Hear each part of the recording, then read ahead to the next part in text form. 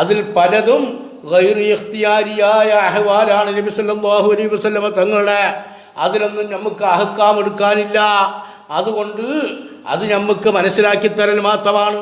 അള്ളാഹുവിൻ്റെ റസൂലിൻ്റെ സിഫാത്തുകളും അവിടുത്തെ കോലങ്ങളും ഭംഗികളും അവിടുത്തെ ഓരോ അവയവൻ്റെ ഷറഫുകളും അതിൻ്റെതായിരിക്കുന്ന ബഹുജത്തും അതിൻ്റെതായ തിളക്കങ്ങളെല്ലാം നമ്മൾക്ക് മനസ്സിലാക്കി തരിക എന്നുള്ളത് മാത്രമാണ്.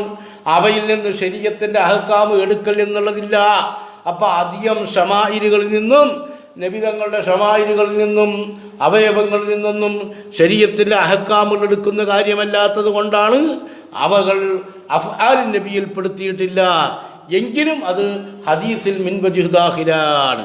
ഷമായിൽ തിർമിദി പോലത്തുള്ള ഗ്രന്ഥങ്ങളിൽ പറയപ്പെട്ട റസൂലുള്ളാഹി സ്വല്ലല്ലാഹു അലൈഹി വസല്ലം തങ്ങളുടെ ദാത്തു ശരീഫത്തിൻ്റെ അവസ്ഥകളും മറ്റും വിവരിച്ച കാര്യങ്ങളെല്ലാം. അതാണ് ഗൈർ ഇഖ്തിയാരി എന്ന് പറഞ്ഞാൽ. ഇരിക്കട്ടെ.